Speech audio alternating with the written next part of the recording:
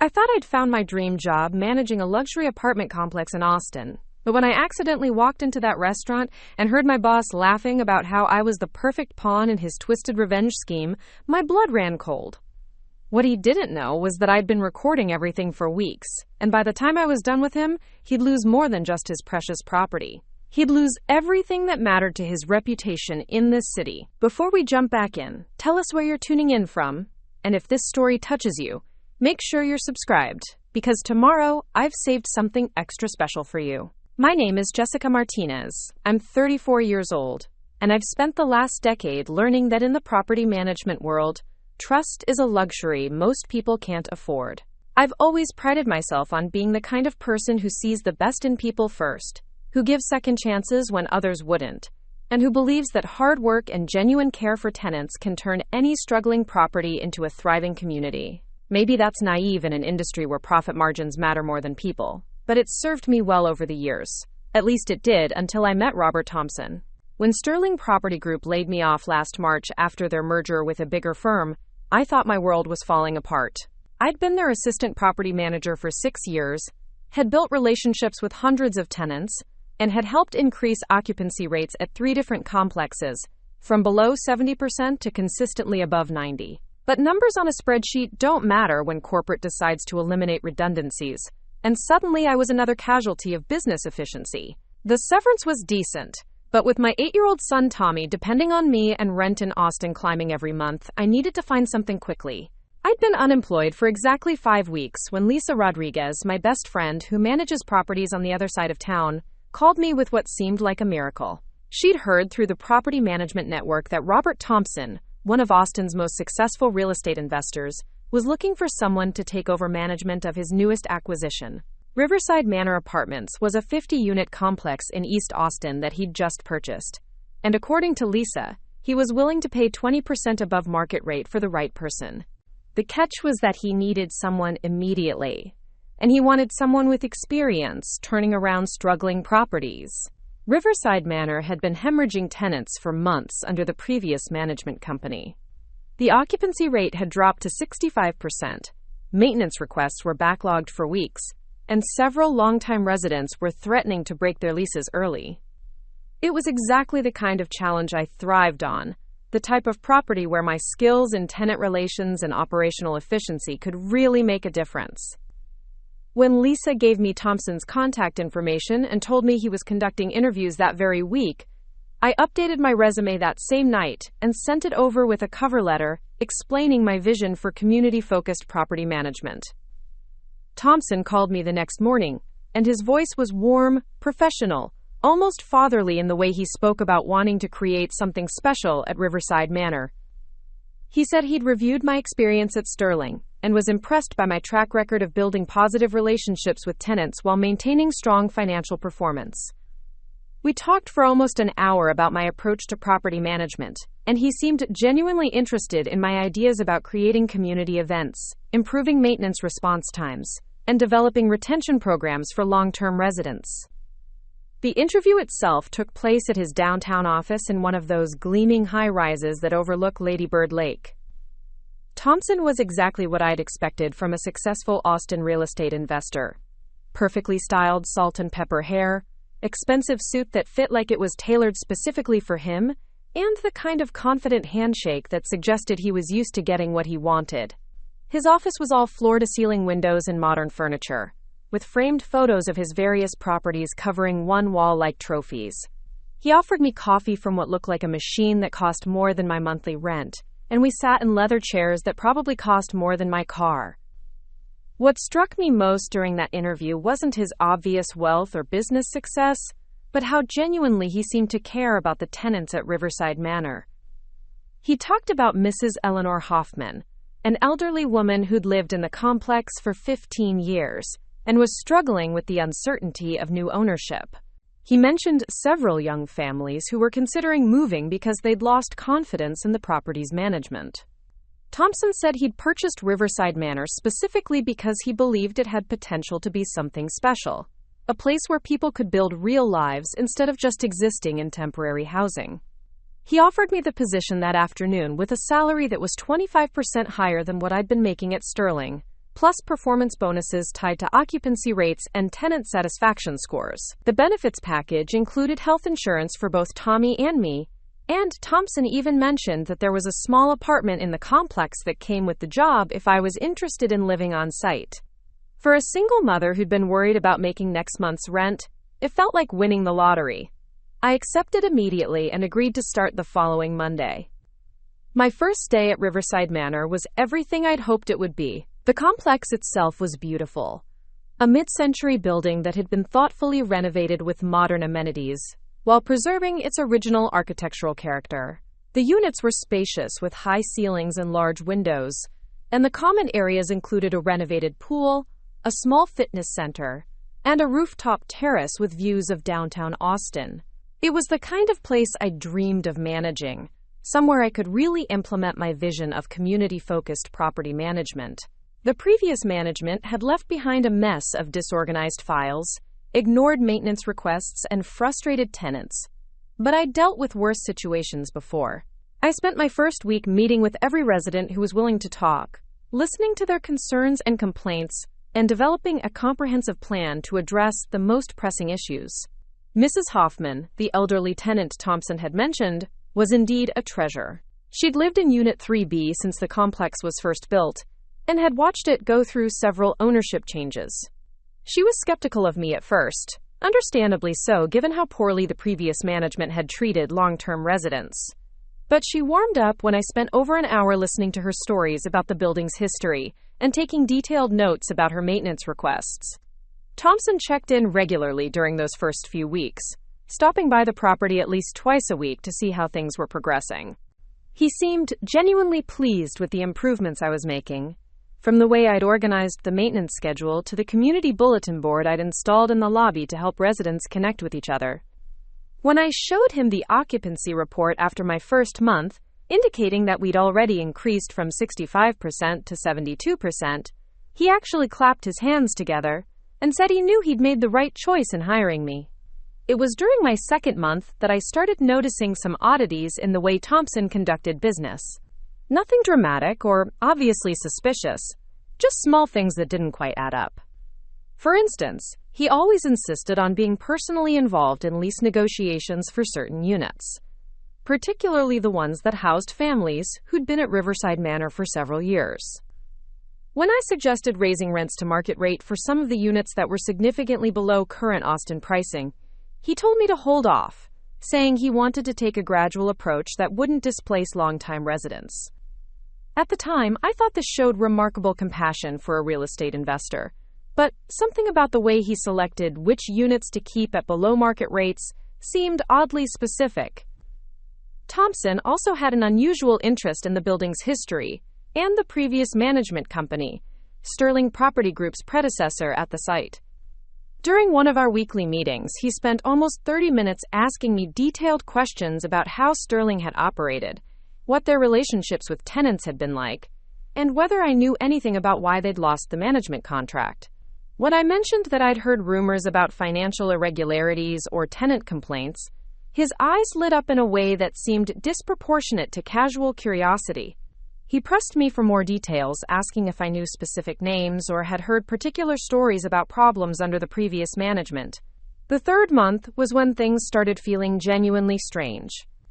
Thompson began asking me to compile detailed reports on specific long-term tenants, particularly their rental histories, any complaints they'd filed, and their relationships with previous management.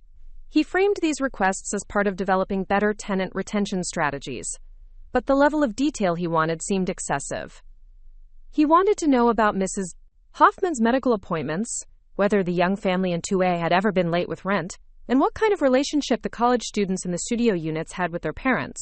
When I asked why he needed such personal information, he explained that understanding tenant circumstances would help us provide better customer service, but his explanations felt rehearsed.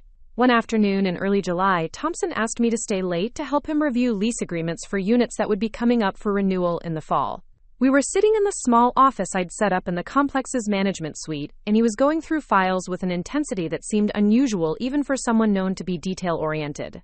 He pulled out the file for Mrs. Hoffman's unit and spent several minutes reading through her lease history, rental payment records, and maintenance requests from the past several years. Then he did something that made my stomach drop.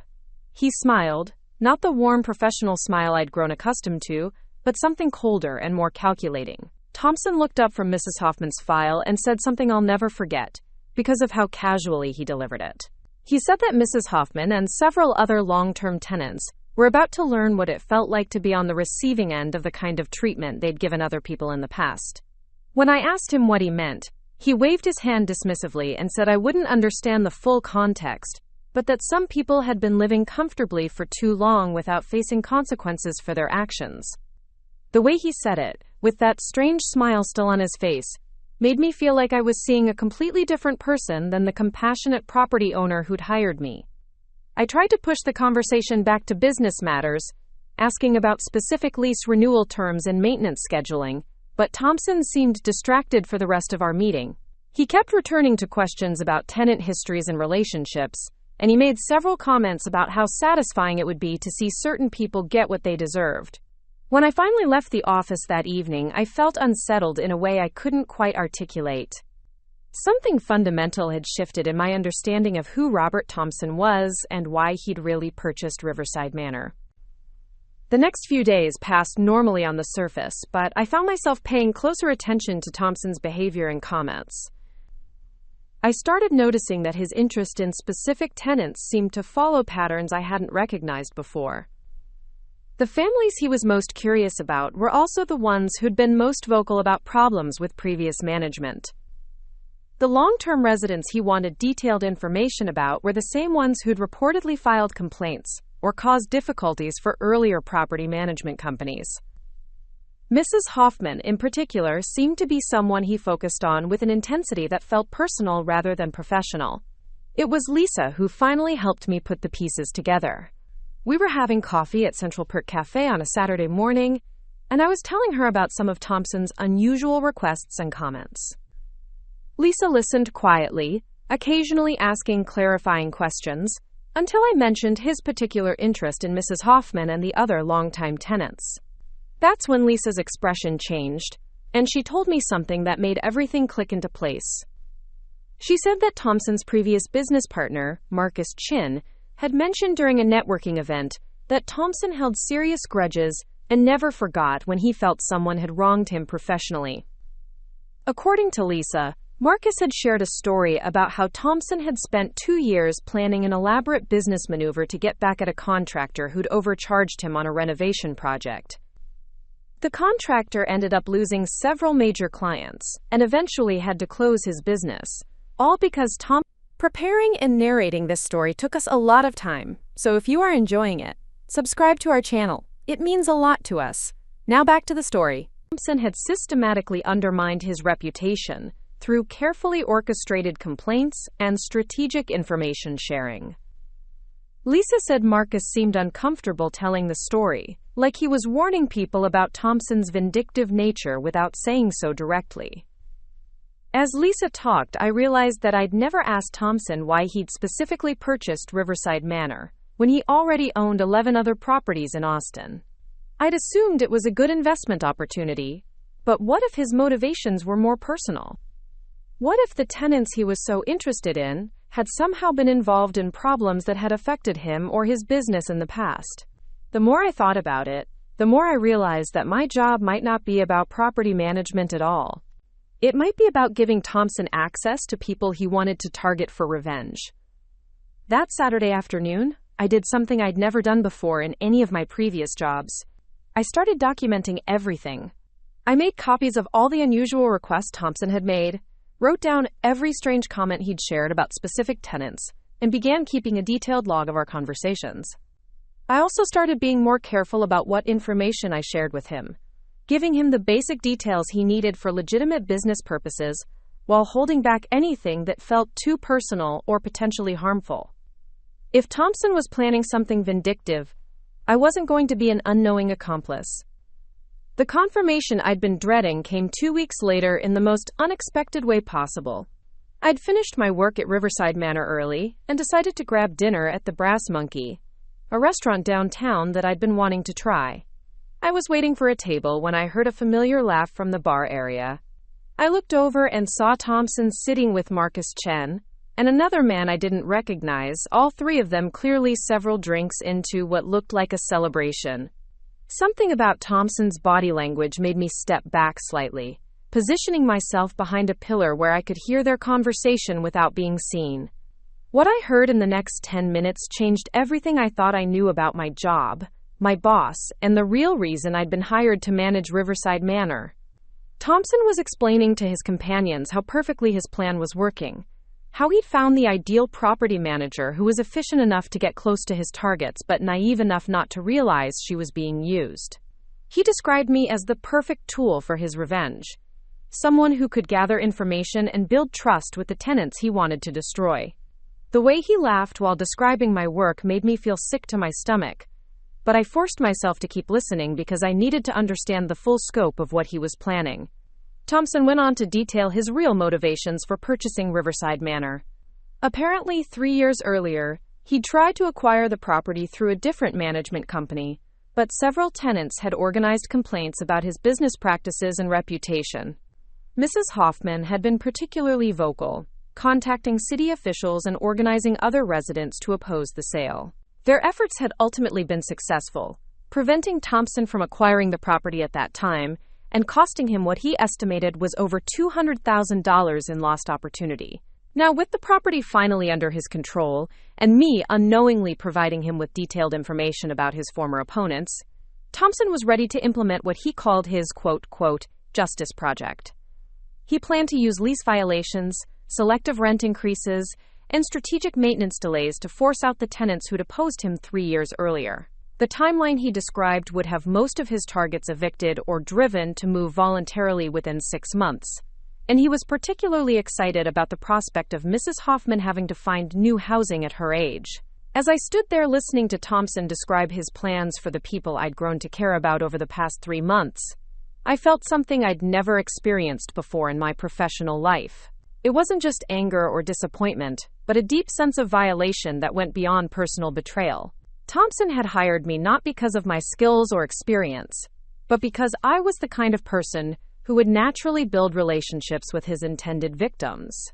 Every positive interaction I'd had with Mrs. Hoffman, every improvement I'd made to benefit long-term residents, every bit of trust I'd built within the community, had been turned into a weapon against the very people I was trying to help. I left the restaurant that night without ordering dinner, my appetite completely gone, and my mind racing with the implications of what I'd learned.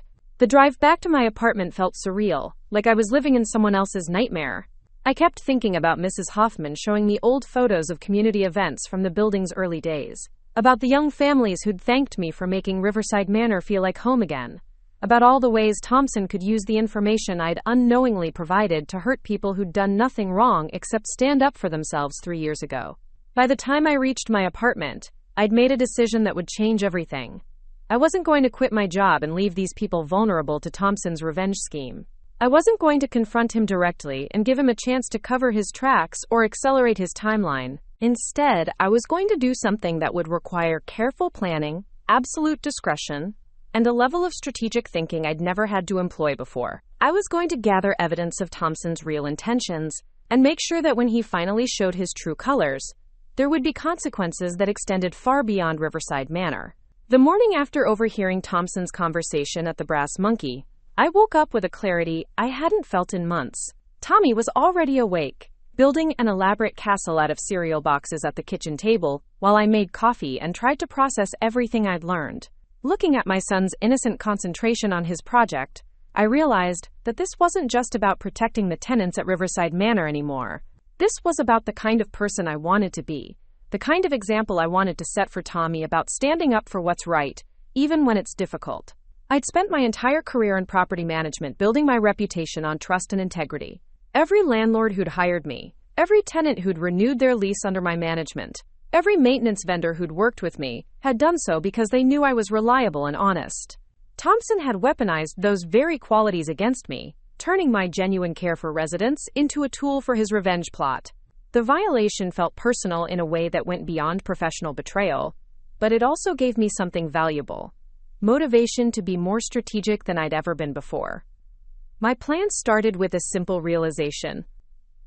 If Thompson wanted to use me to gather information about his targets, I could feed him carefully curated details while simultaneously documenting everything for my own purposes.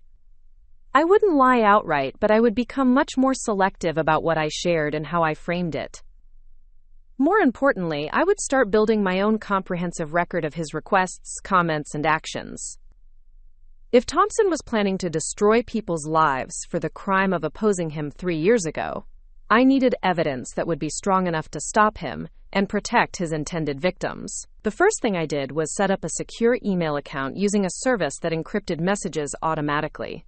I started forwarding copies of all work-related communications to this account, including the unusual requests Thompson had made for detailed tenant information. I also began keeping a digital journal of our conversations, writing detailed summaries immediately after each interaction while the specifics were still fresh in my memory. Every strange comment, every overly personal question about residents, every time his expression shifted when discussing particular tenants went into my private documentation. I also started being more observant about Thompson's behavior patterns. I noticed that he always arrived at Riverside Manor in the early afternoon, usually around 2 o'clock, and he had a habit of walking through the complex alone before coming to the management office. Initially, I'd thought this showed admirable hands-on involvement from a property owner, but now I wondered if he was actually surveilling specific residents. I began tracking his visits, noting which areas of the complex he spent the most time in, and whether his routes corresponded to the units housing his apparent targets. Mrs. Hoffman became an unwitting ally in my information gathering, though I was careful never to involve her directly in anything that might put her at risk. She had an encyclopedic memory of the building's history and a natural curiosity about the various ownership changes over the years. During our regular afternoon conversations, she would often share stories about previous conflicts with management companies, neighborhood development disputes, and the tight-knit community that had formed among long-term residents. Through these conversations, I began to understand the full scope of the opposition Thompson had faced 3 years earlier. According to Mrs. Hoffman, the resistance to Thompson's initial acquisition attempt hadn't been personal animosity, but genuine concern about his reputation for displacing long-term tenants in favor of short-term, higher-paying residents.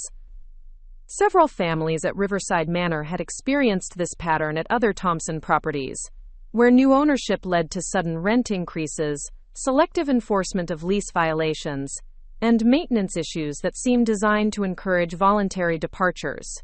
Mrs. Hoffman and her neighbors had researched Thompson's business practices thoroughly before organizing their opposition, and their concerns had proven well-founded based on what happened at his other properties afterward. The more I learned about the history, the more I realized that Thompson's targets hadn't just opposed a business transaction. They'd actually protected their community from exactly the kind of treatment he was now planning to inflict. Their victory 3 years ago had preserved affordable housing for dozens of families and maintained the stability that made Riverside Manor such a desirable place to live. Thompson's revenge plot wasn't just vindictive. It was an attack on people who'd done nothing wrong except successfully defend their homes. My relationship with Thompson during this period required a delicate balance of appearing cooperative while actually becoming more guarded. When he asked for updates on specific tenants, I provided factual information about lease statuses and maintenance requests, while omitting personal details that could be used manipulatively. When he inquired about residents' financial situations or family circumstances, I redirected the conversation toward property management logistics. I developed a talent for giving him enough information to satisfy his immediate questions without providing the ammunition he was really seeking. Thompson seemed pleased with my work during this time, frequently complimenting my efficiency and the improvements I'd made to the property's operations. Occupancy had continued climbing, reaching 84% by the end of my 3rd month, and tenant satisfaction scores from my quarterly surveys were the highest the property had seen in years. From his perspective, I was performing exactly as he'd hoped, building relationships with his targets while improving the property's overall value. He had no idea that every positive interaction I had with residents was actually strengthening my resolve to protect them from his schemes. The breakthrough in my evidence gathering came during a staff meeting in mid-August, when Thompson brought Marcus Chen to review the property's financial performance. I'd prepared a comprehensive report showing improved occupancy rates, reduced maintenance costs, and increased tenant retention, but Thompson seemed more interested in discussing specific units and their residents. Marcus appeared uncomfortable as Thompson made pointed comments about certain tenants who would be moving on soon, and he kept glancing at me as if wondering how much I knew about Thompson's real agenda. After the meeting, Marcus lingered while Thompson took one of his walking tours of the complex. I sensed an opportunity and casually mentioned how much I enjoyed working with long-term residents like Mrs. Hoffman, who brought such stability to the community. Marcus's response confirmed my suspicions about Thompson's plans, while also revealing his own discomfort with the situation. He said something about hoping Thompson would be reasonable in his approach to lease renewals, and suggested that revenge was never good business in the long term. The way he spoke suggested he knew more about Thompson's motivations than he was comfortable with. That conversation with Marcus gave me the final piece of confirmation I needed. Thompson's revenge plot wasn't just my interpretation of his comments and behavior. It was real enough that his own business partner was concerned about it. More importantly, Marcus's discomfort suggested that Thompson might not have universal support for his schemes, even among his closest associates. If I could document Thompson's intentions clearly enough, Marcus might be willing to corroborate my account, or at least refuse to support Thompson's actions. I spent the rest of August building my case methodically. Every unusual request went into my encrypted files. Every strange comment got documented with date, time, and context. I started carrying a small digital recorder during our meetings, positioned in my purse where it could capture audio without being obvious. I researched Austin's tenant protection laws and discovered that several of Thompson's proposed actions would likely violate fair housing regulations. Most importantly, I began reaching out quietly to other property managers in Lisa's network, gathering information about Thompson's reputation and any previous complaints against his business practices. The picture that emerged from these investigations was deeply troubling. Thompson had a documented pattern of targeting tenants who'd opposed him or filed complaints about his management.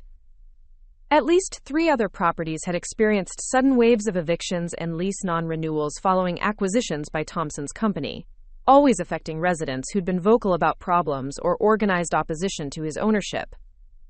In each case, the affected tenants had struggled to find comparable housing in Austin's competitive market, and several families had been forced to leave the city entirely. By early September, I had compiled a comprehensive file documenting Thompson's revenge plot against the Riverside Manor residents. The evidence included audio recordings of his comments about targeting specific tenants, copies of his requests for unusually detailed personal information, documentation of his suspicious behavior patterns during property visits, and research showing his history of retaliatory actions at other properties. I also had contact information for previous victims who might be willing to share their experiences and corroborate the pattern of behavior I'd observed. The question now was how to use this information most effectively. I could report Thompson to housing authorities and hope they would investigate before he implemented his plans, but bureaucratic processes moved slowly, and Thompson might accelerate his timeline if he sensed official scrutiny. I could warn the targeted residents directly, but that would alert Thompson that I knew about his schemes and might prompt him to fire me and bring in someone more compliant. I could try to work with Marcus Chen to pressure Thompson internally, but I had no guarantee that Marcus would choose ethical concerns over business loyalty. What I really needed was a way to expose Thompson's plans that would create immediate consequences while also protecting the residents from retaliation. The solution came to me during a conversation with David Kim, a lawyer friend of Lisa's who specialized in tenant rights cases. When I described the situation hypothetically, asking about legal protections for residents facing retaliatory actions, David explained that documented evidence of discriminatory intent could make any subsequent evictions or lease violations legally questionable. More importantly, he mentioned that real estate investors were particularly vulnerable to reputation damage because their business model depended heavily on relationships with lenders, contractors, and municipal authorities. David's comments made me realize that Thompson's greatest weakness was the very success and reputation he'd spent years building. His real estate empire depended on maintaining positive relationships throughout Austin's business community, and any serious questions about his ethical practices could have far-reaching consequences beyond just the Riverside Manor situation.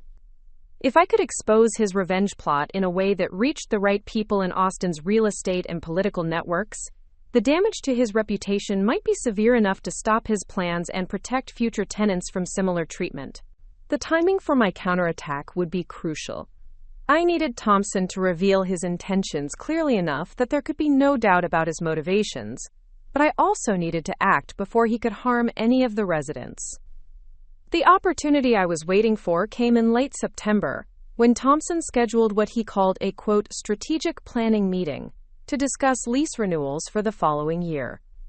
He wanted to review every long-term tenant's file in detail and make decisions about rent increases, lease modifications, and what he euphemistically called, quote, community optimization. October in Austin brought cooler mornings and the kind of clear skies that made the city's rapid growth seem like destiny rather than accident. The leaves on the oak trees around Riverside Manor were just beginning to turn, and there was an energy in the air that felt like possibility. For me, that possibility was the chance to turn Thompson's own strategic planning against him in a way that would protect every resident he intended to target. The strategic planning meeting Thompson had scheduled was set for the first Thursday of October, and he'd made it clear that this would be a comprehensive review of our tenant base, with an eye toward repositioning the property for maximum profitability. He'd asked me to prepare detailed files on every resident who'd been at Riverside Manor for more than 2 years, with particular attention to their rental history, any complaints they'd filed, and their relationships with previous management. The scope of information he wanted was so extensive that it couldn't possibly serve any legitimate business purpose, which made it perfect evidence of his discriminatory intent. I spent the week before the meeting preparing 2 separate sets of materials. The first was everything Thompson had requested, organized exactly as he'd specified, but I made sure to document every unusual element of his requirements in my private files. The second set was my own comprehensive documentation of his revenge plot, including audio recordings, written communications, and research into his pattern of retaliatory behavior. I'd also prepared a detailed timeline showing how his targeting of specific residents corresponded to their involvement in opposing his acquisition 3 years earlier. The meeting was scheduled for 2 o'clock in the afternoon, and Thompson had reserved the community room at Riverside Manor so we could spread out all the tenant files and review them systematically. I arrived early to set up the materials and test the positioning of my recording device, which I'd hidden inside a decorative tissue box on the conference table. The room's acoustics were excellent, and I'd tested the setup multiple times to ensure clear audio capture from anywhere Thompson might sit.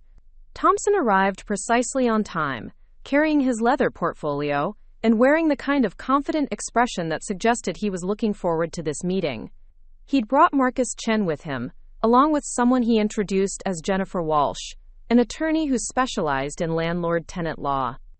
The presence of a lawyer made me nervous initially, but I realized it actually worked in my favor, because any discriminatory statements Thompson made in front of legal counsel would be particularly damning. We started with what Thompson called a portfolio overview, reviewing the property's financial performance and occupancy trends since I'd taken over management. The numbers were impressive.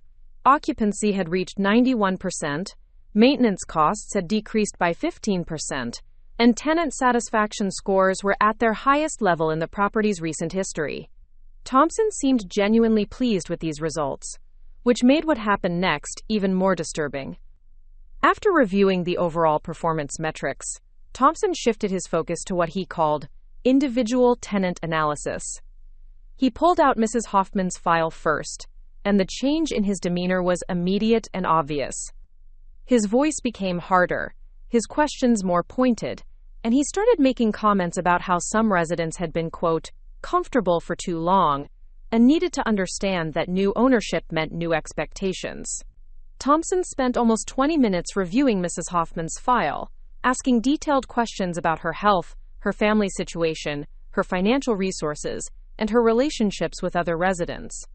When I pointed out that her rent was current, her unit was well maintained, and she'd never had any lease violations, Thompson dismissed these facts as irrelevant. He said the real issue was whether she was the kind of tenant who would support the property's evolution, or whether she represented the old way of doing things that needed to change. The language Thompson used during this discussion was carefully coded, but his meaning was unmistakable. When he talked about tenants who represented the old way of doing things, he was clearly referring to people who'd opposed his previous acquisition attempt. When he mentioned residents who might not support the property's evolution, he meant people who might organize opposition to his plans again. Jennifer Walsh, the attorney, seemed increasingly uncomfortable as Thompson's comments became more specific and personal. Marcus Chen's discomfort was even more obvious. He kept redirecting the conversation toward legitimate business considerations like market rate rent adjustments and standard lease provisions, but Thompson consistently brought the focus back to individual residents and their perceived loyalty or opposition. At one point, Marcus directly asked whether we were discussing business decisions or personal grievances, and Thompson's response was telling. He said that in real estate there was no difference between the two because tenant attitudes affected property values just as much as physical conditions did. As we moved through files for other long-term residents, a clear pattern emerged. Thompson's comments and questions consistently focused on tenants who'd been identified in my research as active opponents of his acquisition 3 years earlier. He wanted to know intimate details about their personal lives, their financial vulnerabilities, and their connections to other residents. For tenants who hadn't been involved in the previous opposition, he showed minimal interest, usually approving standard lease renewals without discussion. The most disturbing part of the meeting came when Thompson began outlining his specific plans for what he called, quote, community restructuring. He explained to Jennifer Walsh that he needed legal strategies for encouraging voluntary departures from residents who weren't, quote, aligned with the property's direction. He wanted to know about selective rent increases, modified lease terms, and enforcement of regulations that hadn't been applied consistently in the past. When Jennifer pointed out that targeting specific tenants could create legal liability, Thompson assured her that everything would be documented as standard business practices. Thompson's confidence during this discussion revealed how carefully he'd planned his revenge campaign. He'd researched the legal boundaries thoroughly and developed strategies that would technically comply with housing laws while creating enough pressure to force out his targets. He talked about scheduling maintenance work during hours that would inconvenience elderly residents, implementing new policies that would disproportionately affect families with children, and enforcing lease provisions that had been overlooked for years. Each strategy by itself might be defensible, but the pattern of targeting specific residents based on their past opposition was clearly discriminatory. The breakthrough moment came when Marcus Chen challenged Thompson directly about the ethics of his approach. Marcus pointed out that Mrs. Hoffman and the other targeted residents were exactly the kind of stable, long-term tenants that most property owners valued, and he questioned whether forcing them out served any legitimate business purpose. Thompson's response was everything I needed to prove his discriminatory intent. Thompson told Marcus that business wasn't just about monthly rent payments and maintenance costs. He said that tenants who'd proven they could organize effective opposition to ownership decisions represented an ongoing threat to property management, regardless of their individual behavior as renters. He wanted residents who would accept management decisions without question, not people who demonstrated they could rally community support for challenges to his authority. The way he spoke about it made clear that this wasn't about business efficiency. It was about eliminating people who'd successfully opposed him in the past. Jennifer Walsh's reaction to Thompson's explanation was professionally controlled but obviously concerned. She started asking more pointed questions about the documentation we had for targeting specific residents, and she emphasized repeatedly that any actions taken against tenants would need clear business justifications that could withstand legal scrutiny. Her tone suggested she was trying to protect Thompson from his own vindictive impulses, but Thompson seemed confident that his careful planning would prevent any legal problems. As the meeting continued, Thompson became increasingly explicit about his intentions. He talked about the satisfaction he would feel watching Mrs. Hoffman struggle to find comparable housing at her age, and he speculated about whether the young families he was targeting would be forced to leave Austin entirely when they couldn't find affordable alternatives. The casual cruelty in his voice was chilling, but it was also exactly the kind of evidence I needed to demonstrate that his actions were motivated by revenge, rather than legitimate business concerns. The meeting lasted almost 3 hours, and by the end, I had recorded Thompson making dozens of statements that clearly demonstrated discriminatory intent. He'd outlined specific plans for targeting individual residents based on their past opposition to his ownership, expressed personal satisfaction at the prospect of their displacement, and dismissed legitimate business considerations in favor of retaliatory actions. Jennifer Walsh had documented her concerns about the legal risks, and Marcus Chen had repeatedly questioned the ethics and business logic of Thompson's approach. When the meeting finally ended, Thompson seemed satisfied that he'd laid the groundwork for implementing his revenge plot. He scheduled individual meetings with each of the targeted residents for the following week, ostensibly to discuss lease renewals, but actually to begin applying pressure for voluntary departures.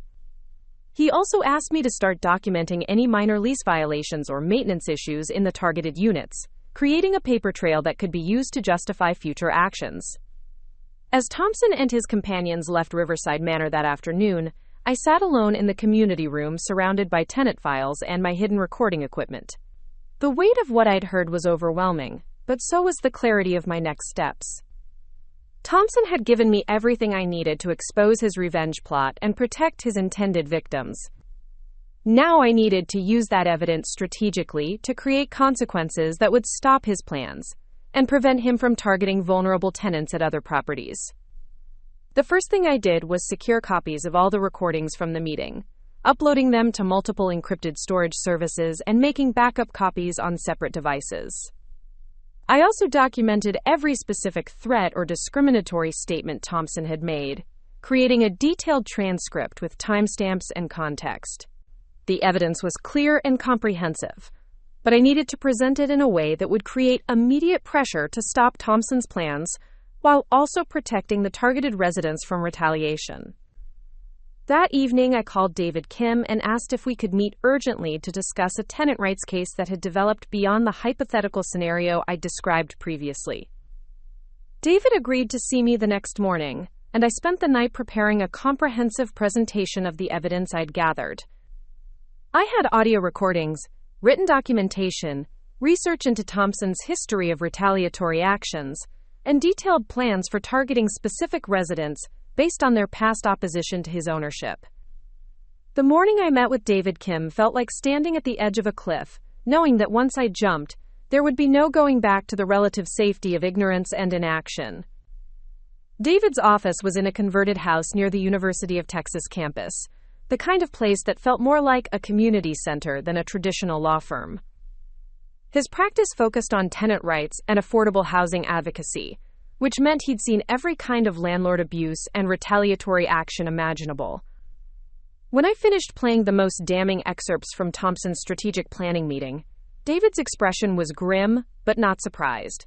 David explained that the evidence I'd gathered was more than sufficient to prove discriminatory intent, which could make any subsequent actions against the targeted residents legally problematic for Thompson.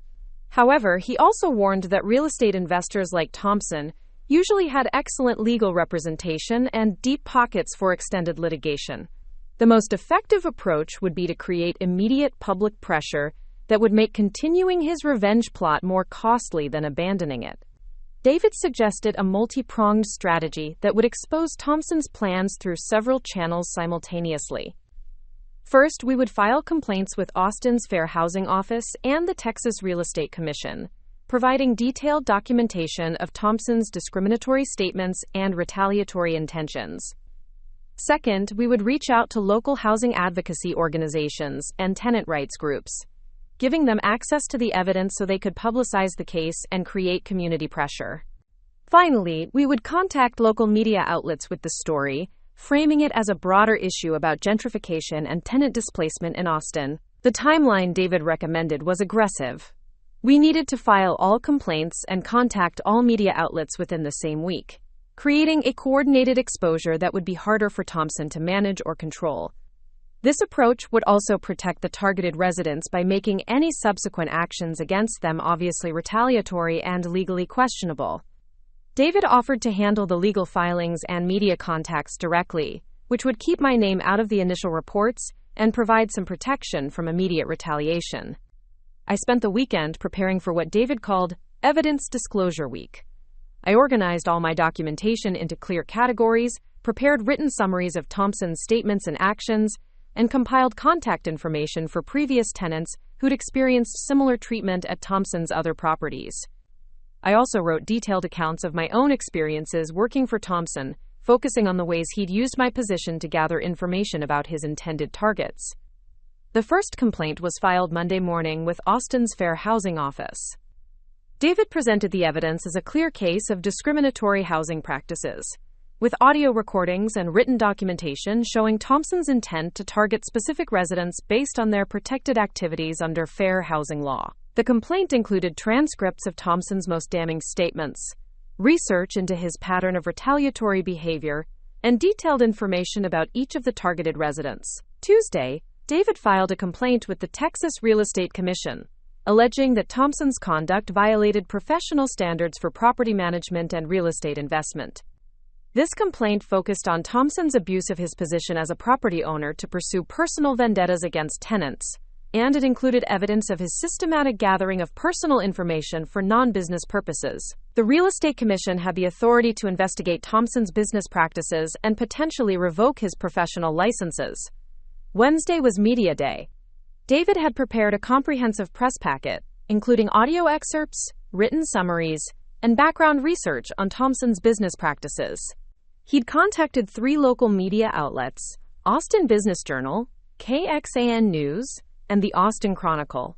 Each outlet approached the story from a different angle, but all of them recognized the broader implications for tenant rights and affordable housing in Austin's rapidly changing market. The Austin Business Journal focused on the implications for real estate investors and property managers, presenting Thompson's case as an example of how personal grievances could create legal and financial risks for property owners.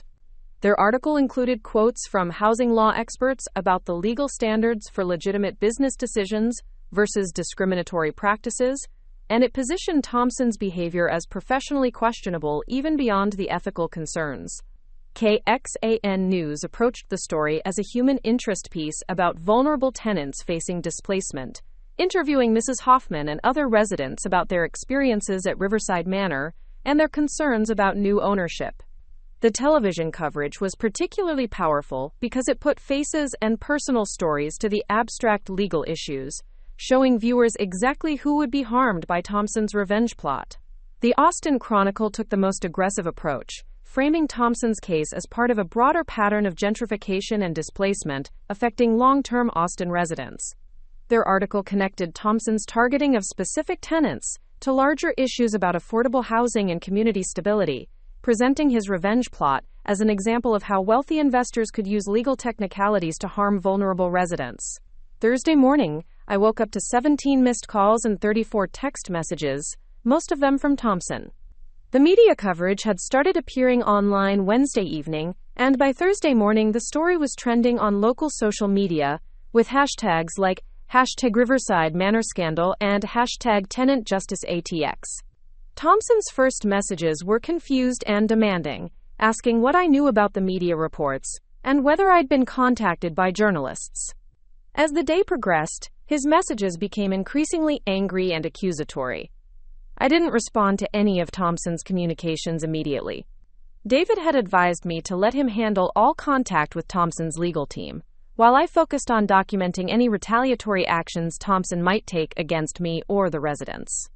I also started receiving supportive messages from other property managers in Lisa's network, many of whom shared their own stories about Thompson's vindictive behavior and thanked me for speaking out. The impact on Thompson's business became apparent almost immediately. By Thursday afternoon, local housing advocacy groups were organizing protests outside Thompson Tower, and several Austin City Council members had issued statements calling for investigations into discriminatory housing practices. More importantly, other tenants at Thompson's properties started coming forward with their own stories about retaliatory actions and discriminatory treatment. Marcus Chen called me Thursday evening, and his message was brief but significant.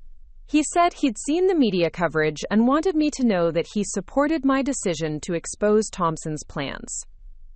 More importantly, he mentioned that he was reconsidering his business partnership with Thompson in light of the revelations about his approach to tenant relations. Marcus's public distancing from Thompson would be particularly damaging because it came from someone with insider knowledge of Thompson's business practices. Friday brought the news I'd been hoping for but hadn't dared to expect so quickly. David called me in the morning to report that Thompson's attorney had contacted him, requesting a meeting to discuss resolving the current misunderstanding before it caused further damage to Thompson's reputation. The lawyer's tone suggested that Thompson was already feeling significant pressure from the negative publicity and wanted to minimize further exposure. The meeting between David and Thompson's legal team took place Friday afternoon, and David called me immediately afterward to report the results. Thompson was willing to make several significant concessions to avoid further negative publicity and potential legal liability. First, he would guarantee that none of the residents identified in the media coverage would face any retaliatory actions, including rent increases, lease modifications, or eviction proceedings. Second, he would establish a formal complaint process for tenants at all his properties, with independent oversight to prevent future discrimination. Finally, he would pay for independent legal representation for any of the targeted residents who wanted to review their lease agreements and tenant rights. Most importantly, for my own situation, Thompson had agreed not to retaliate against me for exposing his plans, and he would provide a positive employment reference if I chose to seek other positions. However, David strongly recommended that I not continue working for Thompson given the level of animosity the situation had created. We agreed that I would submit my resignation the following week, giving Thompson enough time to find replacement management for Riverside Manor. The weekend felt surreal after the intensity of the previous week. I spent Saturday at Riverside Manor, checking in with residents and addressing their concerns about the media coverage and what it meant for their housing security. Mrs. Hoffman was particularly grateful, telling me that she'd been worried about Thompson's intentions since the day he purchased the property. She said that knowing someone had been looking out for the residents' interests made her feel secure in her home for the first time in months. Several other residents expressed similar gratitude, but what struck me most was their surprise that someone in a management position had prioritized their welfare over employer loyalty. It made me realize how normalized retaliatory behavior had become in Austin's rental market, and how rarely tenants had advocates willing to risk their own positions to protect resident rights. Sunday evening, I drafted my resignation letter to Thompson. I kept it brief and professional, stating that I was resigning my position effective in 2 weeks and offering to assist with the transition to new management. I didn't mention the media coverage or the legal complaints, focusing instead on thanking him for the opportunity to work at Riverside Manor and expressing confidence that the property would continue to thrive under new management. The morning I submitted my resignation to Thompson, Austin was experiencing one of those perfect October days that make living in Texas worth enduring the summer heat. The sky was impossibly blue, the air had that crisp quality that promised cooler weather ahead, and there was an energy around the city that felt like change was not just possible but inevitable. For me, that change was the transition from victim to victor, in a situation that could have destroyed everything I'd worked to build in my career. Thompson's response to my resignation was exactly what I'd expected. Professionally polite on the surface, but seething with barely controlled anger underneath. He accepted my 2 weeks' notice without argument, but he made several pointed comments about loyalty and discretion that were clearly intended as warnings about future conduct. His behavior during our final interactions confirmed everything I'd learned about his vindictive nature, but it also showed me that the public exposure had genuinely rattled him in ways that private confrontation never could have achieved. The 2 weeks I spent transitioning my responsibilities were among the most satisfying of my career. Every positive interaction I had with residents, every efficient resolution of maintenance issues, every small improvement to community life at Riverside Manor felt like a direct contradiction of Thompson's plans to use my position for harmful purposes. I was particularly careful to document all my work thoroughly, creating detailed records that would make it easy for my replacement to continue the positive momentum without missing any important details. During this transition period, the broader impact of exposing Thompson's revenge plot became increasingly apparent. The media coverage had sparked a citywide conversation about tenant rights and displacement, with several Austin City Council members proposing new regulations to protect long-term residents from retaliatory actions. Housing advocacy organizations were using Thompson's case as an example of why stronger tenant protections were needed. And other property managers were sharing their own stories about pressures to prioritize profit over resident welfare. More personally satisfying was the response from my professional network. Lisa Rodriguez told me that several property management companies had contacted her asking for my resume, impressed by my willingness to prioritize ethical concerns over employment security. David Kim mentioned that housing advocacy organizations were interested in consulting with me about developing better protections for property managers who witness discriminatory practices. Even Marcus Chen reached out to discuss potential opportunities with property management companies that prioritized community development over maximum profit extraction. The investigation by Austin's Fair Housing Office moved forward more quickly than anyone had expected, partly because Thompson's recorded statements provided such clear evidence of discriminatory intent. The investigator assigned to the case told David that they rarely received complaints with such comprehensive documentation, and Thompson's own words made it impossible for him to claim that his targeting of specific residents was based on legitimate business considerations. The Texas Real Estate Commission's investigation proceeded more slowly, but David received unofficial word that they were taking the complaint seriously and would likely require Thompson to complete additional education about fair housing practices and professional ethics.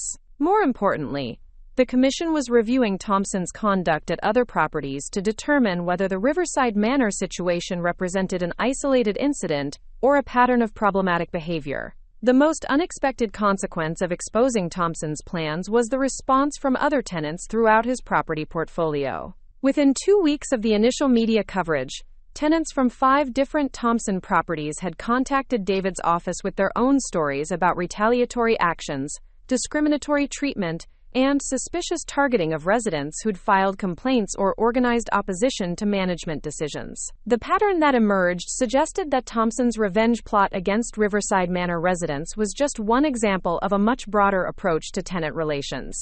These additional complaints created a snowball effect that far exceeded anything I'd anticipated when I first decided to document Thompson's behavior. What had started as an effort to protect specific residents at one property had become a comprehensive investigation into Thompson's business practices across his entire real estate portfolio. The legal and financial consequences he was facing were severe enough that Marcus Chen publicly announced the dissolution of their business partnership, citing irreconcilable differences about ethical standards in property management. My last day at Riverside Manor was bittersweet, in the way that endings often are when they represent both loss and liberation. I genuinely enjoyed the work of managing the property and building relationships with residents. But I also knew that staying would have meant continuing to work for someone who'd fundamentally betrayed my trust and attempted to use my position for harmful purposes. Mrs. Hoffman organized a small farewell gathering in the community room, and several residents expressed gratitude for my advocacy on their behalf. The replacement manager Thompson hired was someone I'd worked with briefly at Sterling Property Group, a competent professional who understood the importance of resident relations, but also had enough experience to recognize potential ethical problems. During our transition meetings, I was careful to brief her thoroughly about the recent events and the ongoing investigations, ensuring that she would be prepared to resist any pressure to implement discriminatory practices. I also made sure she had contact information for David Kim and other resources if she encountered situations that made her uncomfortable. The weeks following my departure from Riverside Manor brought a steady stream of positive developments. The Fair Housing Office investigation concluded with a finding that Thompson had violated several provisions of federal and state housing law, resulting in substantial fines and a requirement for ongoing monitoring of his business practices. The Real Estate Commission imposed additional penalties and educational requirements, and they placed Thompson's properties under enhanced scrutiny for potential future violations. More satisfying than the official sanctions were the practical consequences Thompson faced in Austin's tight-knit real estate community. Several contractors and vendors who'd worked with his properties announced that they would no longer accept projects from Thompson Real Estate Holdings, citing concerns about being associated with discriminatory practices. 2 major banks that had provided financing for Thompson's acquisitions initiated reviews of their lending relationships, expressing concerns about reputational risks associated with his business practices. The impact on Thompson's personal reputation was equally significant. Austin's real estate investment community is relatively small, and news about ethical violations spreads quickly through professional networks.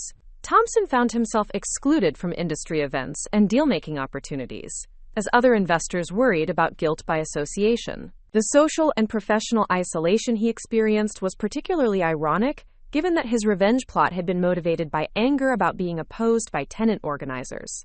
6 months after leaving Riverside Manor, I accepted a position as regional property manager for a nonprofit organization that develops affordable housing throughout Central Texas.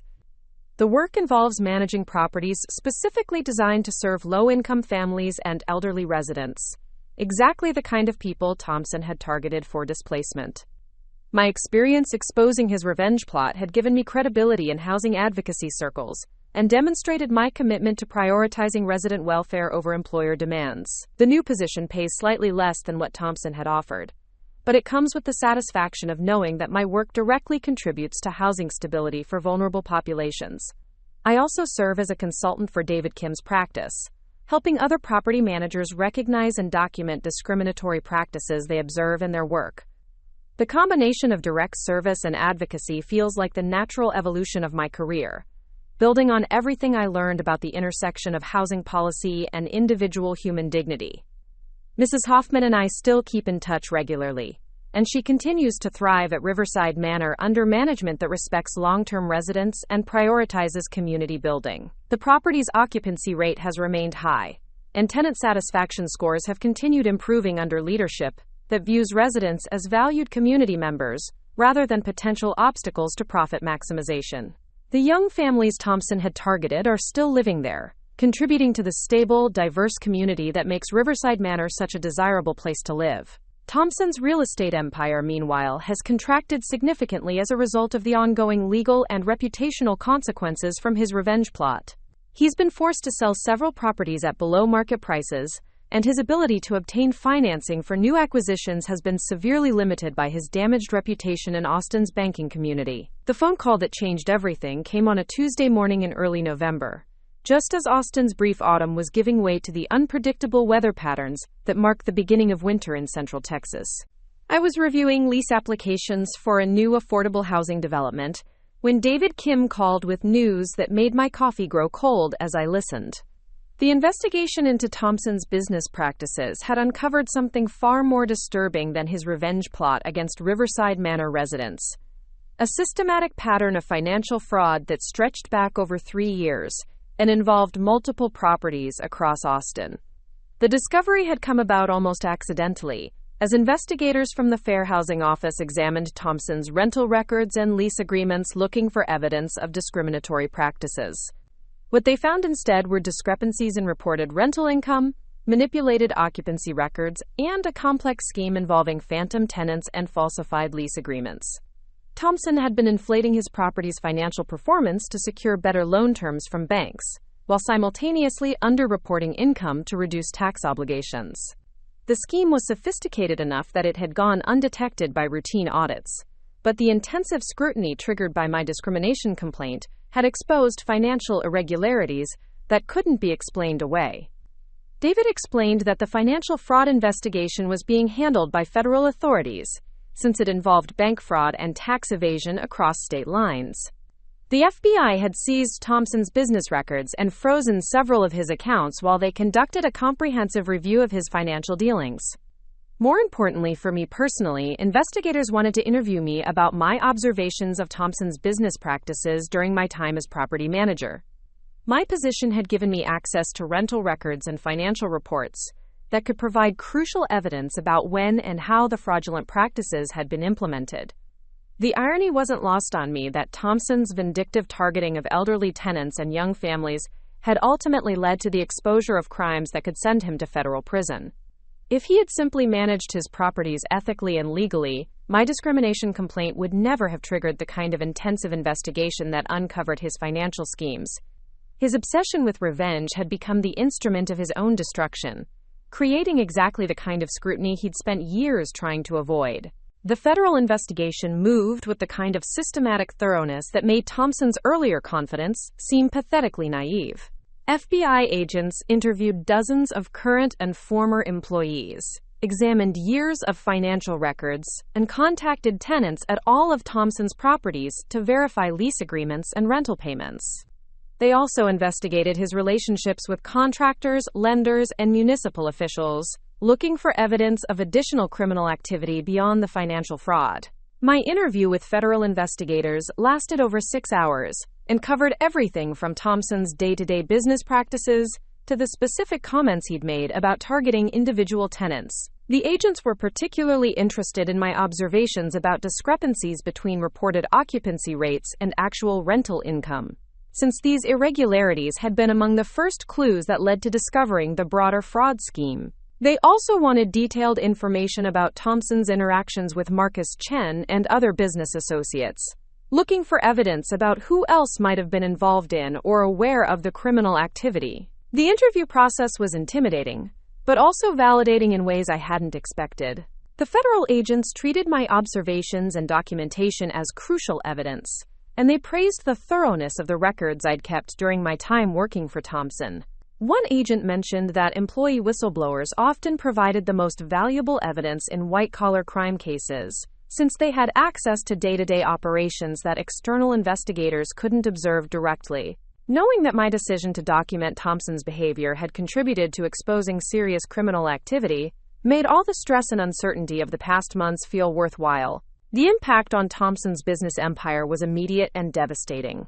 Within days of the FBI seizing his records, several major contractors terminated their relationships with his company, citing concerns about potential legal liability. Banks that had provided financing for his properties initiated immediate reviews of their loan agreements, and at least 2 lenders moved to accelerate repayment schedules based on material adverse change clauses in their contracts. Thompson's ability to operate his real estate business effectively was crippled even before any formal charges were filed. Marcus Chen's decision to publicly dissolve their business partnership proved to be prescient, as investigators determined that Thompson had been operating the fraudulent schemes without his partner's knowledge. Marcus cooperated fully with the investigation and provided additional evidence about Thompson's secretive approach to financial management. His willingness to testify about Thompson's deceptive practices eliminated any possibility that Thompson could claim the fraud was the result of accounting errors or misunderstandings, rather than deliberate criminal activity. The media coverage of the federal investigation dwarfed the attention my original discrimination complaint had received.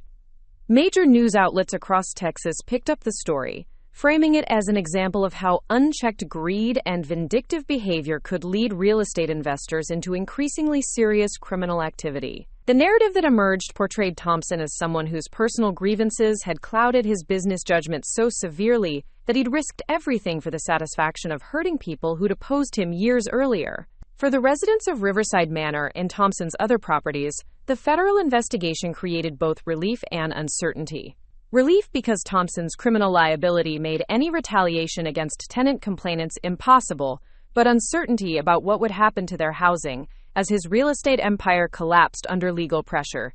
Federal authorities assured tenant advocates that protecting existing lease agreements would be a priority in any asset seizure or bankruptcy proceedings, but the residents still faced the stress of not knowing who would own or manage their homes in the coming months. Mrs. Hoffman, with her characteristic blend of wisdom and humor, told me that she'd lived through enough changes of ownership at Riverside Manor to know that uncertainty was temporary but community was permanent. She'd started organizing residents to document their positive experiences under current management and advocate collectively for stable, ethical ownership if the property went up for sale. Her leadership during this stressful period reminded me why Thompson's plan to target her had been so misguided. She was exactly the kind of resident who made properties more valuable through her contributions to community stability and morale. The investigation also revealed the extent to which Thompson's vindictive approach to business had isolated him from potential allies and support systems.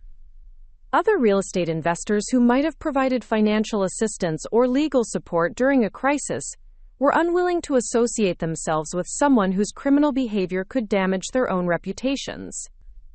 Professional organizations that Thompson had been active in quickly distanced themselves from the scandal, removing him from leadership positions and canceling speaking engagements he'd been scheduled to present. As winter settled over Austin and the investigation continued, I found myself reflecting on how dramatically my life had changed since that evening in July, when I'd overheard Thompson's conversation at the Brass Monkey.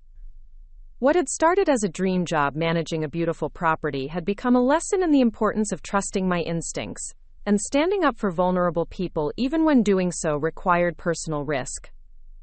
The experience had taught me that ethical compromises rarely remain small, and that people who abuse power in one area of their lives usually do so in others as well. The transition to my new position with the affordable housing nonprofit felt like stepping into a completely different world, one where resident welfare was the primary goal rather than an obstacle to profit maximization. My colleagues were social workers, community organizers, and housing advocates who viewed property management as a tool for social justice rather than wealth accumulation. The contrast with Thompson's approach to real estate investment couldn't have been more stark, and it reinforced my conviction that I'd made the right choice in exposing his discriminatory and criminal behavior. Working in affordable housing also gave me a broader perspective on the systemic issues that had made Thompson's behavior possible. Austin's rapid growth and rising housing costs had created enormous pressure on low-income residents, making them vulnerable to exploitation by unscrupulous landlords who knew that tenants had few alternatives.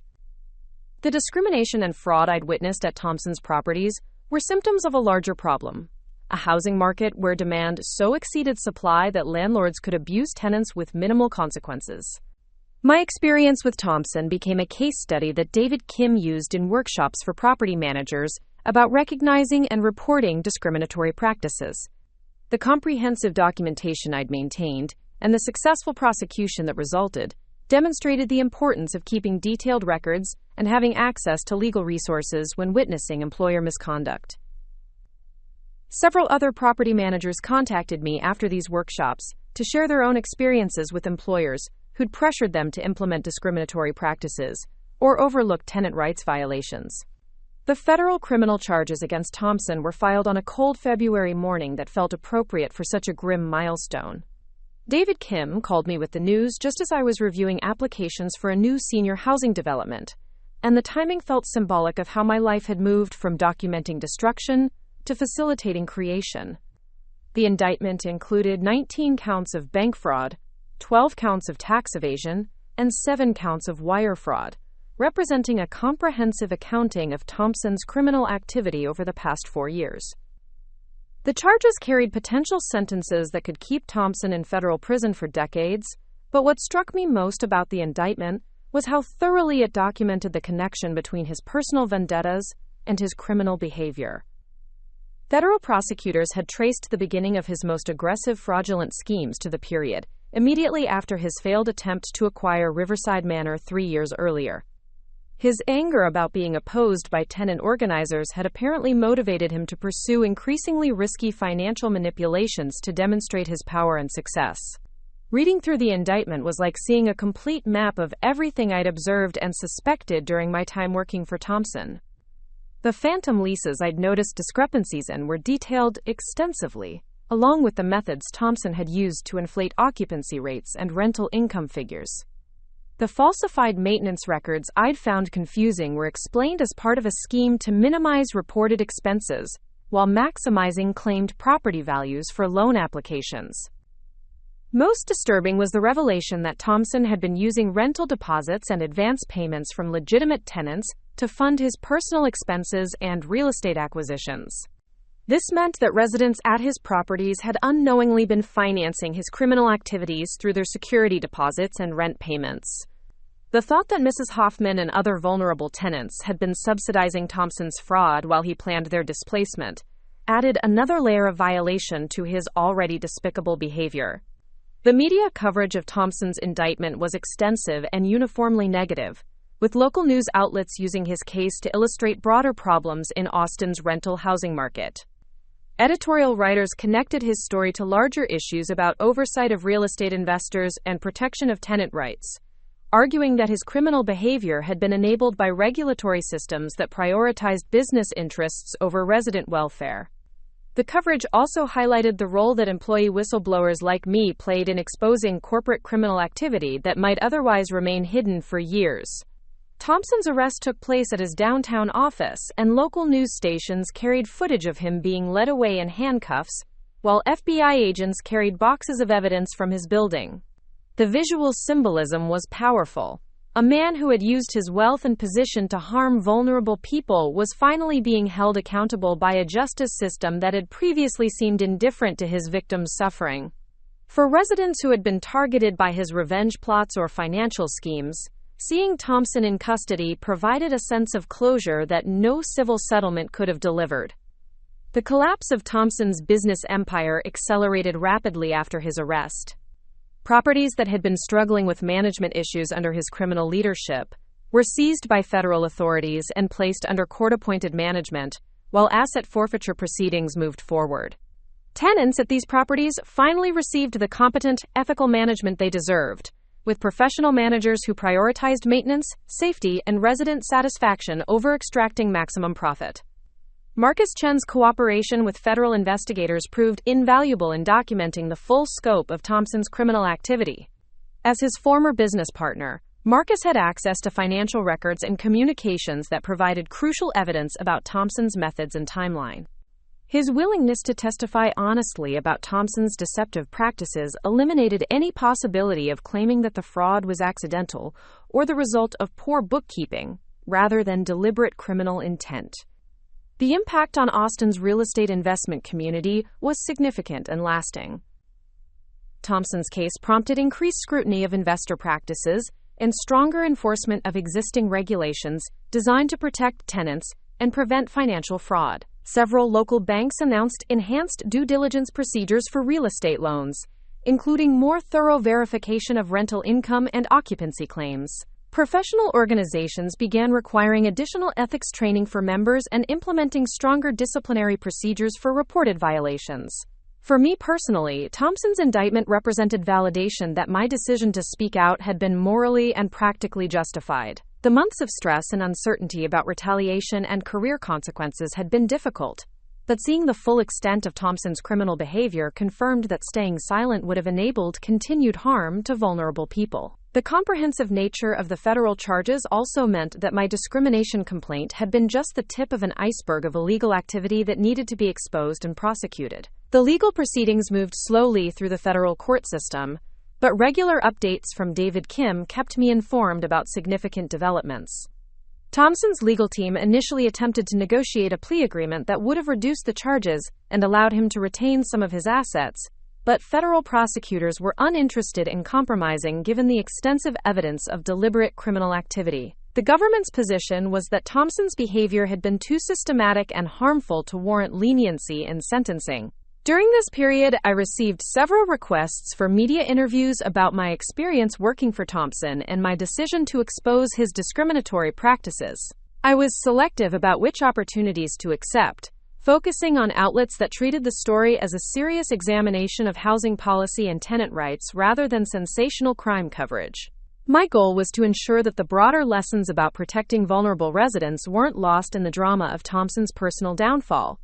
One interview that was particularly meaningful was with a housing advocacy publication that reached property managers and real estate professionals throughout Texas.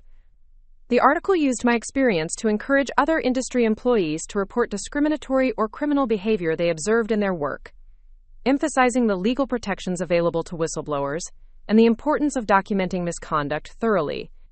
Several readers contacted me afterward to share their own experiences and ask for advice about reporting problems they'd witnessed. The ongoing federal case also provided opportunities to advocate for systematic changes that could prevent similar situations in the future. I testified before Austin City Council about the need for stronger oversight of property management practices and better protection for tenants facing retaliatory actions. The specific examples from Thompson's case helped illustrate why existing regulations were insufficient and what kinds of reforms would be most effective in protecting vulnerable residents. Working in affordable housing during this period gave me daily reminders of why exposing Thompson's behavior had been necessary and worthwhile. Every family I helped secure stable housing, every elderly resident who received prompt maintenance service, every community event that brought neighbors together represented the positive alternative to Thompson's exploitative approach to property management.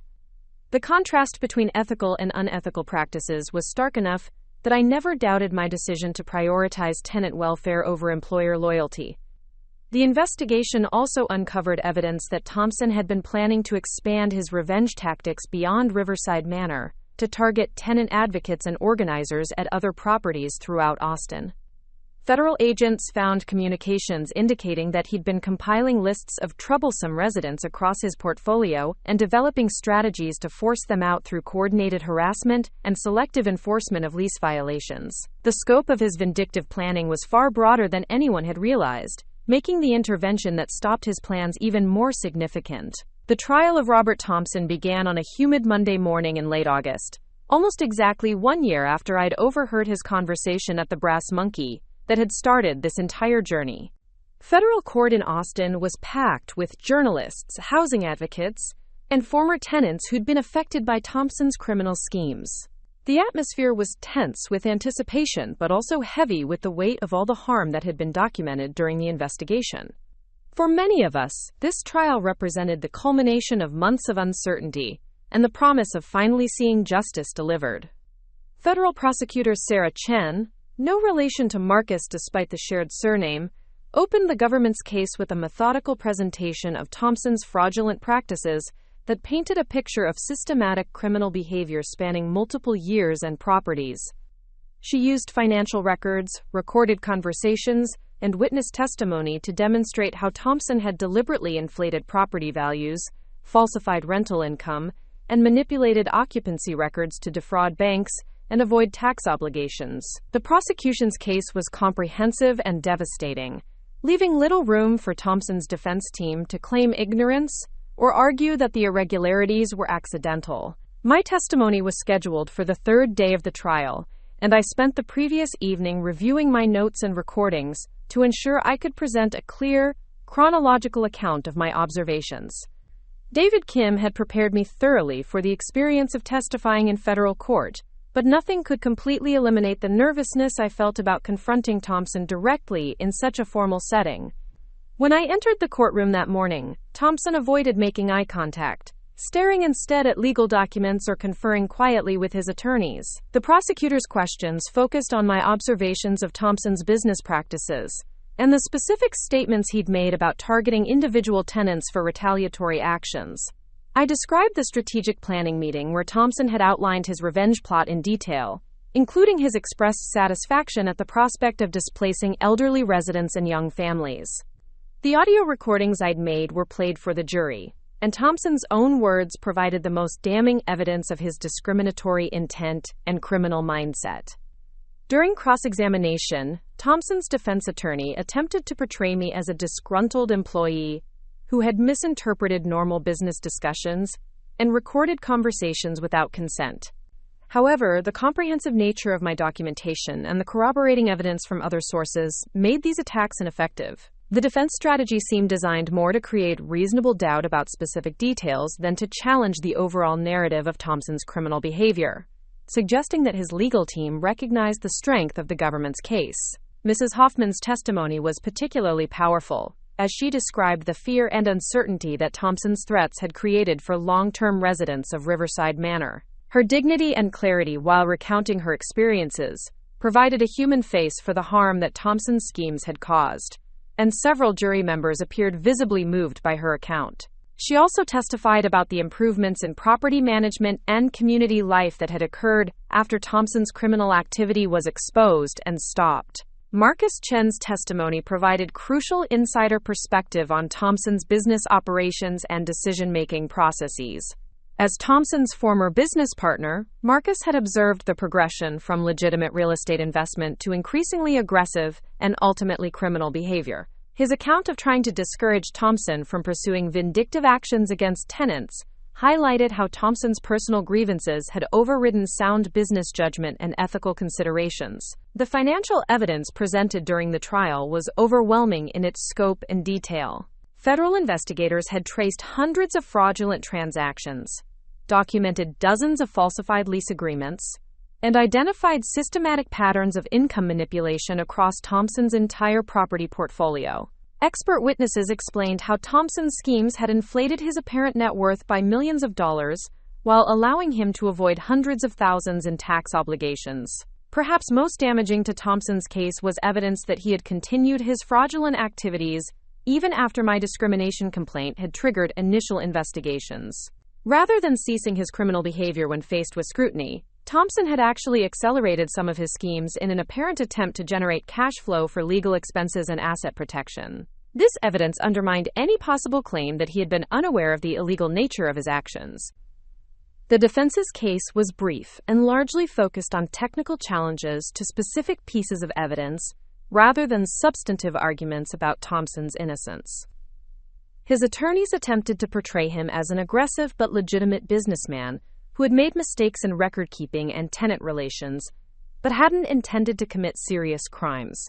However, the extensive evidence of deliberate deception and the recorded statements about targeting specific tenants made this strategy ineffective. Thompson himself chose not to testify, which was probably wise given the extensive recorded evidence of his discriminatory statements and criminal planning. His silence in court stood in stark contrast to the arrogant confidence he'd displayed during our strategic planning meetings, when he'd been certain that his careful planning would protect him from consequences. Seeing him sitting quietly at the defense table, finally forced to confront the results of his actions, provided a sense of vindication that I'd been hoping for throughout the long investigation and trial process. The prosecution's closing argument connected Thompson's personal vindictiveness to his criminal behavior, arguing that his obsession with revenge had led him to pursue increasingly risky and illegal schemes to demonstrate his power over perceived enemies. The prosecutor emphasized that Thompson's targeting of vulnerable tenants wasn't just morally reprehensible, but had also been the catalyst for the financial crimes that formed the core of the federal charges against him. Jury deliberations lasted 2 days, during which housing advocates and former tenants maintained a vigil outside the courthouse. The extended deliberation period created anxiety about whether the technical nature of the financial evidence might confuse jurors, or whether Thompson's defense had been more effective than it appeared. However, David Kim reminded me that white-collar crime cases often involved complex evidence that required careful review, and longer deliberations didn't necessarily indicate uncertainty about guilt or innocence. When the jury returned with guilty verdicts on all 19 counts, the courtroom erupted in subdued celebration from Thompson's victims and their advocates. Thompson himself showed little visible reaction, though his attorneys immediately began discussing appeal strategies. For me, the moment felt like the end of a long journey that had begun with my accidental discovery of his revenge plot and culminated in comprehensive accountability for years of criminal behavior. The sentencing hearing was scheduled for 6 weeks later, giving federal probation officers time to prepare comprehensive reports about Thompson's criminal history and the impact of his actions on victims. During this period, dozens of former tenants submitted victim impact statements, describing how Thompson's discriminatory practices and financial schemes had affected their lives and housing security. The volume of victim statements illustrated the broad scope of harm that Thompson's behavior had caused throughout Austin's rental housing community. Mrs. Hoffman's victim impact statement was particularly eloquent, describing not just the personal stress she'd experienced, but also the broader damage that Thompson's actions had caused to trust between tenants and property owners. She wrote about the importance of stable housing for elderly residents and the psychological impact of facing potential displacement after living in the same community for decades. Her statement concluded with a call for sentences that would deter other property owners from similar behavior and protect vulnerable tenants from retaliatory actions. The federal sentencing guidelines suggested a prison term of 15 to 20 years for Thompson's crimes, but the final decision would depend on the judge's assessment of aggravating and mitigating factors. The prosecution argued for a sentence at the higher end of the guidelines, emphasizing the systematic nature of Thompson's criminal behavior and the vulnerable populations he had targeted. The defense requested leniency based on Thompson's lack of prior criminal history and his contributions to Austin's economic development through his real estate investments. The sentencing hearing took place on a crisp October morning, exactly 2 years after I'd first walked into Thompson's downtown office for my job interview, full of hope about managing Riverside Manor and building positive relationships with residents. The symmetry wasn't lost on me as I entered the same federal courthouse where Thompson's trial had concluded, but this time I was there to witness the final chapter of a story that had transformed my understanding of justice, accountability, and the power of speaking truth to authority. Judge Patricia Williams had a reputation for thoughtful deliberation and sentences that balanced punishment with the goal of preventing future crimes. Her courtroom was again packed with journalists, housing advocates, and former tenants, all waiting to see whether Thompson would receive a sentence that matched the severity of his actions. Thompson himself appeared diminished compared to the confident businessman I'd once worked for, his expensive suits replaced by a standard gray jail uniform, and his commanding presence reduced to nervous fidgeting. The prosecution's sentencing memorandum had requested 22 years in federal prison, citing the extensive financial losses Thompson had caused, the vulnerable populations he had targeted, and the systematic nature of his criminal behavior over multiple years. Federal prosecutor Sarah Chen argued that Thompson's actions represented a particularly egregious form of white-collar crime because he had exploited his position as a property owner to harm people who depended on him for basic housing security. Thompson's defense team had submitted their own memorandum requesting a sentence of 5 years, emphasizing his lack of prior criminal history, his cooperation with asset forfeiture proceedings, and letters of support from business associates who attested to his previous charitable contributions and community involvement. However, the defense's arguments were undermined by evidence that Thompson had continued his criminal activities even after investigations began and had shown no remorse for the harm he'd caused to vulnerable tenants. The victim impact statements read during the hearing provided powerful testimony about the real-world consequences of Thompson's actions. Mrs. Hoffman spoke directly to the court about the fear and uncertainty that his threats had created for elderly residents who had nowhere else to go if forced from their homes. A young mother described how Thompson's selective enforcement of lease violations had pushed her family to the brink of homelessness, while he pursued his personal vendetta against tenant organizers. Marcus Chen also addressed the court, providing unique insight into Thompson's character and decision-making processes as his former business partner. Marcus testified that Thompson's vindictive behavior had escalated over time, progressing from verbal threats against perceived enemies to systematic criminal schemes designed to demonstrate his power and control. He emphasized that Thompson's actions had damaged not just individual victims, but the broader real estate community's reputation and ethical standards. My own victim impact statement focused on the professional and personal costs of witnessing Thompson's criminal behavior and making the difficult decision to report it. I described the stress of maintaining ethical standards while working for someone who was systematically violating legal and moral boundaries, and the courage required to risk my career and livelihood to protect vulnerable residents. I also emphasized the importance of encouraging other employees to report criminal activity they observe in their workplaces. Judge Williams listened carefully to all the victim statements and sentencing arguments before delivering her decision.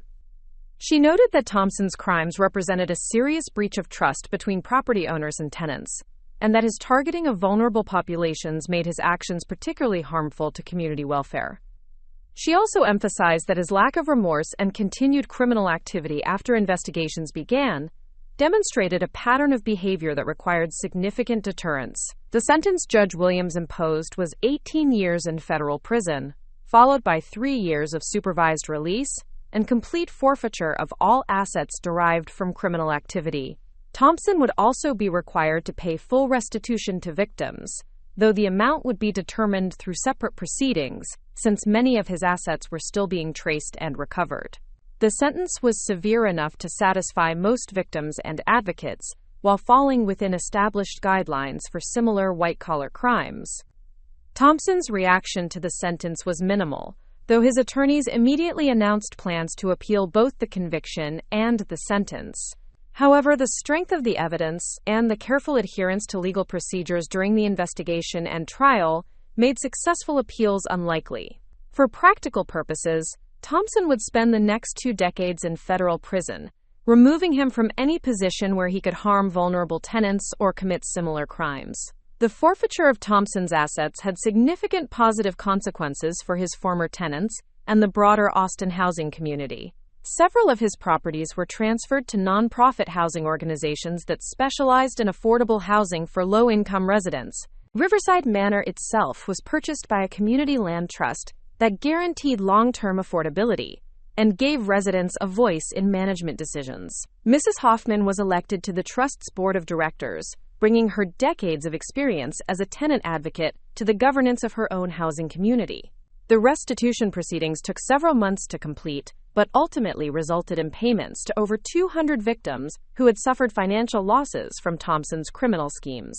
The amounts weren't large enough to fully compensate for all the harm he'd caused, but they provided tangible acknowledgement that his actions had real consequences for real people. Several victims used their restitution payments to cover moving expenses or security deposits for new housing, giving them fresh starts in communities with more ethical management. For me personally, Thompson's sentencing marked the end of a chapter that had begun with accidental discovery of his revenge plot and culminated in comprehensive accountability for systematic criminal behavior. The experience had taught me invaluable lessons about the importance of documenting workplace misconduct, the power of speaking up for vulnerable people, and the possibility of achieving justice, even against wealthy and influential adversaries. My work in affordable housing had flourished during the period of Thompson's prosecution, and I'd been promoted to oversee property management for the nonprofit's entire portfolio of senior housing developments. The position allowed me to implement the kind of ethical, resident-focused management practices that I'd always believed were possible but had never been able to fully realize in for-profit property management. Every day brought opportunities to make positive differences in people's lives through competent, compassionate housing services. The Thompson case had also opened doors for advocacy work that extended beyond direct property management. I'd been invited to serve on several housing policy committees and had testified before state legislative committees about the need for stronger protection for tenant advocates and property management employees who report criminal activity. The specific examples from Thompson's case helped illustrate policy gaps and potential solutions in ways that abstract discussions never could. David Kim and I had also collaborated on developing training materials for property managers about recognizing and reporting discriminatory practices and financial fraud. The comprehensive documentation I'd maintained during my time working for Thompson became a case study for other employees who found themselves in similar situations. Several property managers had contacted me after attending these training sessions to discuss problems they'd observed and strategies for protecting both themselves and vulnerable tenants. 3 years after Thompson's sentencing, I received a letter from Mrs. Hoffman updating me on life at Riverside Manor under community ownership. Occupancy remained high, tenant satisfaction scores continued to improve, and the property had become a model for affordable housing management throughout Austin. She mentioned that Thompson's former office had been converted into a community meeting room where residents gathered for monthly potluck dinners and planning sessions for neighborhood improvement projects. The letter also included news that several other communities were replicating the Riverside Manor model, using community land trusts and resident governance to ensure long-term affordability and ethical management. Mrs. Hoffman had become something of a housing advocate celebrity, speaking at conferences and consulting with tenant organizations about strategies for community ownership and resident empowerment. Her transformation from potential victim of Thompson's revenge plot to influential housing advocate represented the kind of positive outcome that made all the stress and uncertainty of exposing his crimes worthwhile. Looking back on the entire experience, I realized that Thompson's vindictive obsession with revenge had ultimately created exactly the opposite of what he'd intended. Instead of silencing his opponents and demonstrating his power over vulnerable people, his criminal behavior had empowered tenant advocates, strengthened housing protections, and created lasting reforms that would benefit low-income residents for years to come. His targets not only survived his attacks, but had emerged stronger and more influential than ever before. The lesson I carried forward from the Thompson case was that ethical courage, careful documentation, and persistence could overcome even systematic criminal behavior by powerful people. The experience had required personal risks and professional sacrifices, but it had also demonstrated that individual actions could create meaningful change when supported by legal systems and community advocacy. For someone who'd started her career simply wanting to help tenants and property owners build positive relationships, ending up as an advocate for housing justice felt like the natural evolution of values I'd always held, but had never fully tested. Up next, you've got 2 more standout stories right on your screen. If this one hit the mark, you won't want to pass these up. Just click and check them out.